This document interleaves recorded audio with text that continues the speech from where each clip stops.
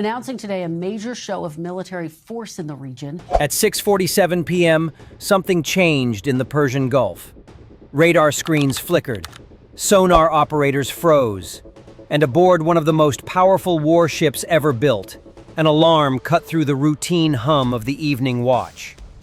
What followed over the next 51 minutes would never be officially confirmed, never fully denied, and never truly explained. But when it was over, the Gulf fell silent. According to fragmented reports and leaked timelines, multiple Iranian submarines had slipped into position hours earlier, moving slowly, deliberately, using the shallow waters to their advantage. No radio chatter, no surface escorts, just steel hulls and patience. The carrier strike group believed it was being watched, but no one expected how close the threat already was. The first indication was not an explosion. It was absence. Commercial shipping traffic in the area abruptly changed course. Regional surveillance drones vanished from shared tracking systems. Then came the sonar contact. Brief, distorted, and gone before it could be classified. Commanders faced a nightmare scenario: hostile submarines inside the defensive perimeter. What happened next has been reconstructed from crew testimonies, satellite anomalies, and a narrow window of missing data. Escort vessels accelerated into formation. Anti-submarine aircraft launched into the darkening sky. Below the surface, something moved fast enough to trigger automated countermeasures, but slow enough to avoid a clear lock. For several minutes, nothing was visible to the outside world. No missile launches, no emergency broadcasts. Just silence, broken only by aggressive maneuvering beneath the waves. Analysts later noted that during this period, nearly every military sensor in the Central Gulf went dark or reported conflicting data. Some call it electronic warfare. Others believe it was intentional restraint. Then, as suddenly as it began, it stopped. At 7:38 p.m., systems normalized. The carrier group resumed course. Iranian naval channels went quiet. No wreckage surfaced. No distress signals were detected, and no official statement acknowledged a battle at all. Yet satellite images from that night show something undeniable. The Gulf, usually alive with motion and signals, went almost completely still. What forces disengage without firing a shot? What kind of encounter leaves no debris, no confirmation, and no answers? Only silence. In this video, we will piece together the 51 minutes that reshaped naval strategy in the region. Using reconstructed timelines, expert analysis, and details never meant for the public, we'll explore how close this moment came to open war, and why both sides may have chosen to walk away. Because sometimes, the most dangerous battles are the ones no one admits ever happened. At 6:47 p.m. local time, the Persian Gulf looked deceptively calm. The sun was already low, stretching long reflections across the water as the carrier strike group moved steadily through one of the most monitored maritime corridors on the planet. Aboard the flagship, the evening watch had just rotated in, and most systems were operating under standard heightened alert conditions typical for the region. Nothing on the surface suggested that the next hour would push the crew into one of the most tense moments of their deployment. The carrier was sailing as part of a fully formed strike group, protected by destroyers and cruisers equipped with advanced radar, sonar, and missile defense systems operated by the United States Navy. The group followed a predictable but carefully calculated route, balancing freedom of navigation with tactical caution. Intelligence briefings earlier that day had mentioned increased Iranian naval activity, including the possibility of submarines leaving port. But such warnings were routine and rarely escalated beyond quiet vigilance. Below deck, in the ship's Combat Information Center, operators monitored sonar feeds that blended background noise, commercial traffic, and natural disturbances into a constant stream of data. The Persian Gulf is notoriously difficult for anti-submarine warfare. Shallow depth, warm water layers, and dense civilian shipping make even modern sensors less reliable. Experienced operators rely as much on instinct as on instruments, watching for patterns that don't quite belong. At exactly 6:47 p.m., one of those patterns appeared. A sonar contact emerged briefly on a low-frequency array, too fleeting to classify, too controlled to dismiss as marine life. Within seconds, it faded. The report moved up the chain quickly, not as an alarm, but as a point of interest. On the bridge, the commanding officers were informed, and the carrier subtly adjusted speed, a maneuver almost invisible from the outside. Moments later, a second anomaly appeared, this time detected by a different sensor on one of the escorting destroyers. The bearing suggested something inside what doctrine defined as the outer defensive ring. That alone was enough to shift the ship from routine alert to focused readiness. Doors sealed automatically in certain compartments, flight deck crews paused non-essential movement, and anti-submarine aircraft crews were quietly ordered to stand by. What made the situation unusual was what did not happen. There was no aggressive sonar pinging, no sudden acceleration, no visible signal to nearby civilian vessels. The strike group acted as if nothing was wrong, masking its concern behind disciplined normalcy. This restraint was deliberate. In waters this politically sensitive, a single overreaction could be misinterpreted as preparation for attack.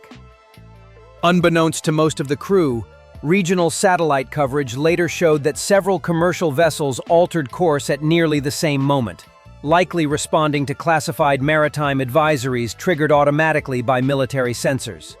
It was a subtle ripple effect, one that hinted at a larger event unfolding beneath the surface. As dusk deepened, the carrier's escorts tightened formation by a matter of hundreds of meters, enough to improve mutual coverage without signaling escalation.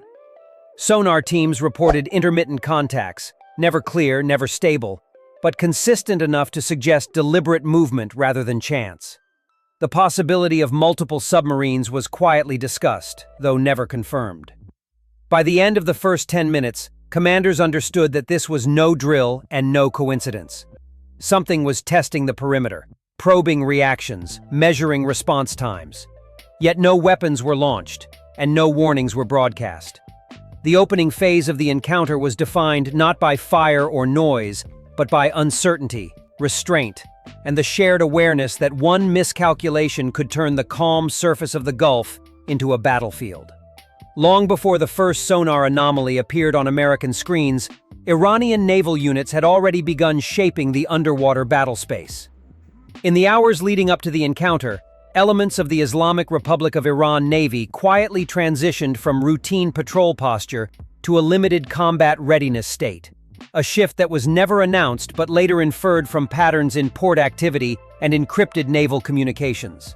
The submarines involved were believed to be diesel-electric boats, optimized for shallow waters and short, deliberate movements rather than long-range pursuit. Unlike nuclear-powered submarines, these vessels relied on patience and concealment. Operating on battery power, they could remain nearly silent for extended periods, especially when moving at minimal speed. The Persian Gulf, with its uneven seabed and heavy acoustic clutter, provided ideal conditions. Iranian crews had trained for years in these exact environments, practicing approaches that exploited thermal layers and civilian noise to blur their signatures. Western analysts would later note that the routes chosen that evening closely matched previously observed Iranian naval exercises, suggesting that this was not improvisation, but a rehearsed scenario. According to reconstructed timelines, at least 2 submarines departed separate operating areas and converged toward the projected path of the carrier strike group. Their movement was slow, sometimes no more than a few knots, with long pauses that made tracking nearly impossible. Rather than attempting a direct approach, the submarines positioned themselves at offset angles, creating overlapping zones of observation. This formation, while risky, allowed them to gather data without closing aggressively enough to trigger immediate counteraction. One of the more unsettling details emerged months later from classified acoustic logs reviewed by independent experts. These logs indicated controlled depth changes consistent with periscope-level observations, though no visual confirmation was ever made. If accurate, it would mean Iranian crews briefly exposed themselves to gather surface intelligence, trusting the fading light and the carrier group's restraint to shield them from detection. Such maneuvers would require confidence not only in equipment, but in the psychology of the opponent. Communication between the submarines was likely minimal. Iranian doctrine favors prearranged signals and time-based coordination to reduce electronic emissions. Analysts believe the crews operated on strict orders: observe, approach the defensive boundary, and disengage if detected, avoiding any action that could be interpreted as an irreversible escalation.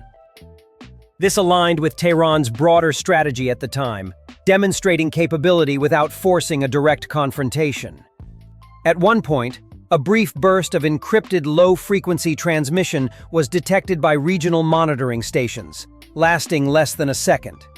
Officially, it was dismissed as background interference, but timing and frequency suggested a command acknowledgement signal, possibly confirming that the carrier had entered the designated zone. Shortly after, sonar contacts began to register on American systems, implying that the submarines had reached their closest planned positions.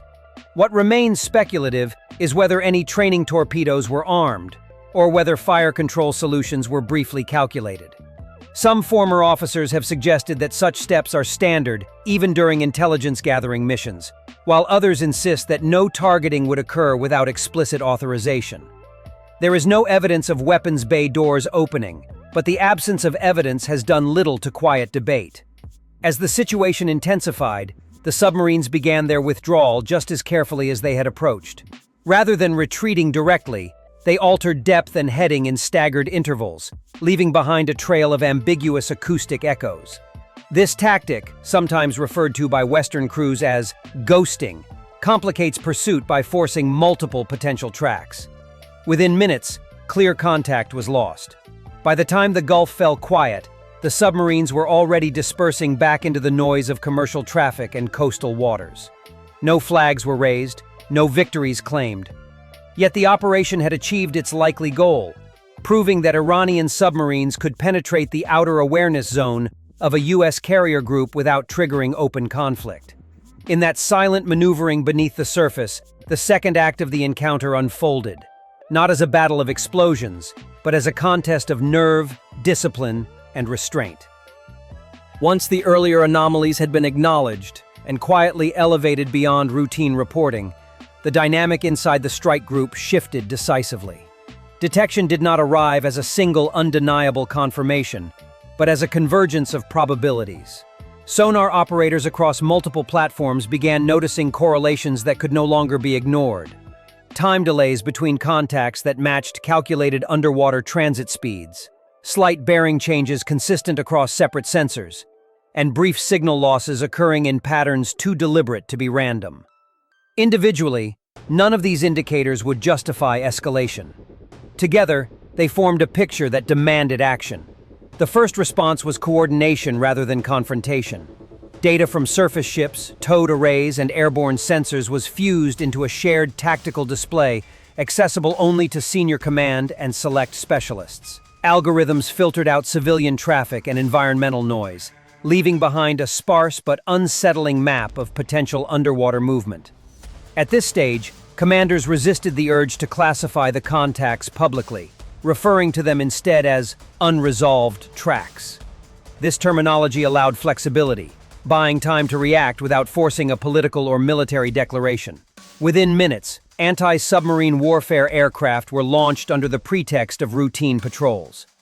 Their flight paths appeared normal to outside observers, but their onboard systems were tuned aggressively, dropping passive sonobuoys in carefully spaced patterns designed to box in movement rather than chase it. Helicopters from escort vessels followed suit, skimming low over the water, their crews acutely aware that they were hunting something that had already demonstrated an ability to evade attention. Below the surface, contact became intermittent but more revealing. Several returns suggested rapid depth changes inconsistent with natural phenomena, reinforcing the assessment that the strike group was dealing with maneuvering submarines rather than static observers. At least one escort destroyer reported a fleeting solution accurate enough to simulate a firing sequence, though no weapon was launched. This moment marked a critical threshold.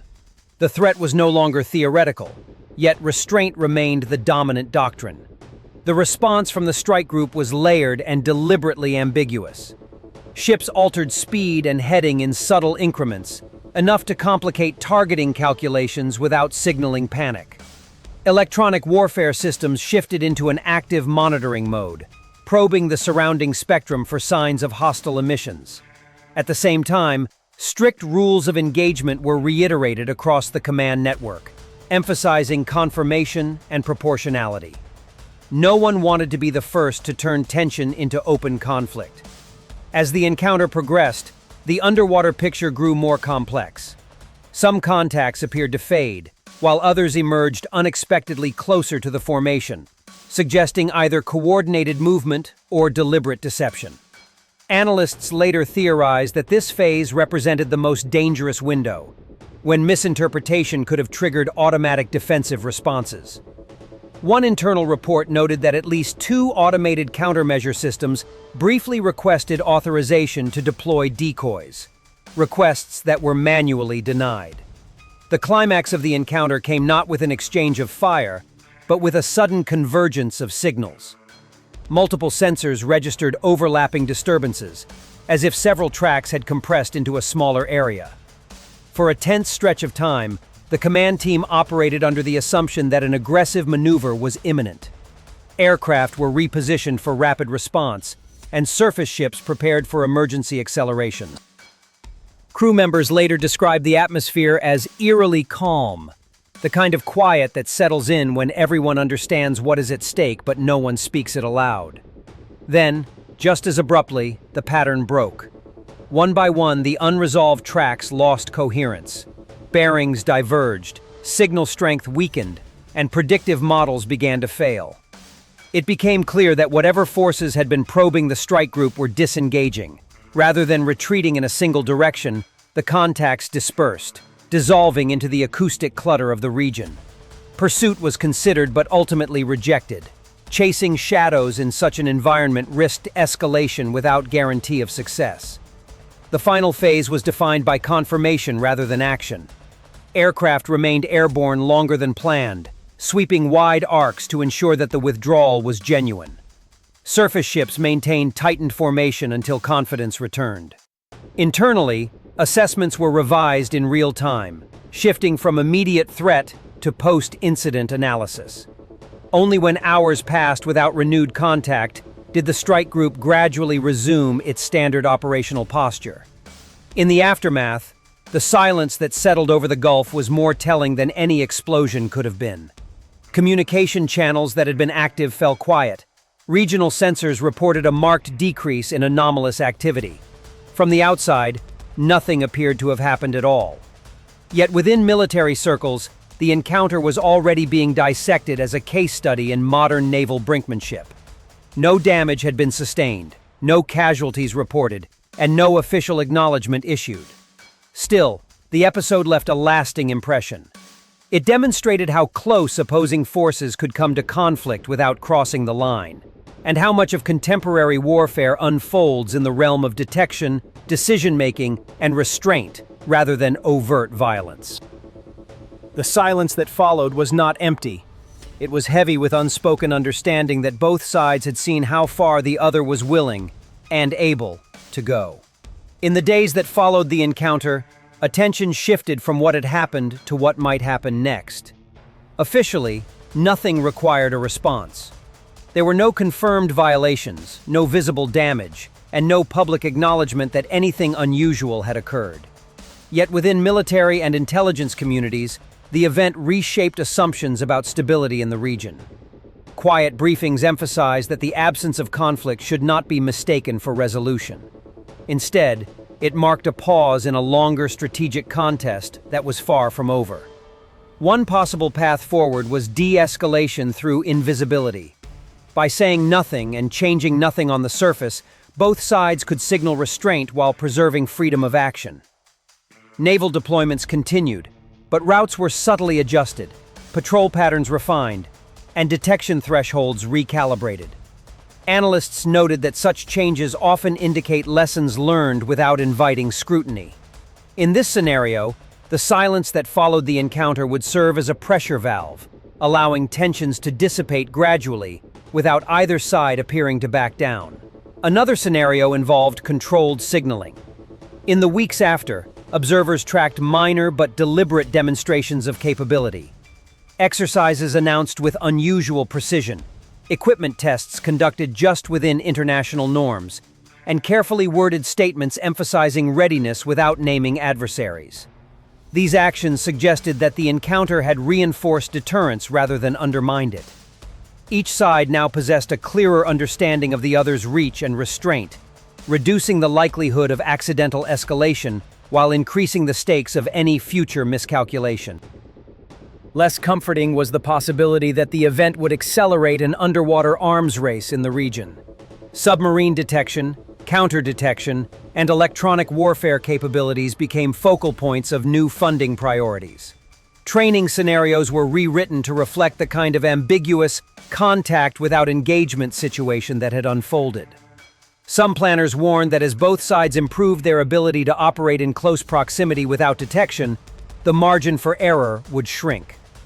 In such an environment, a future encounter might unfold faster, with less time for human judgment to override automated responses.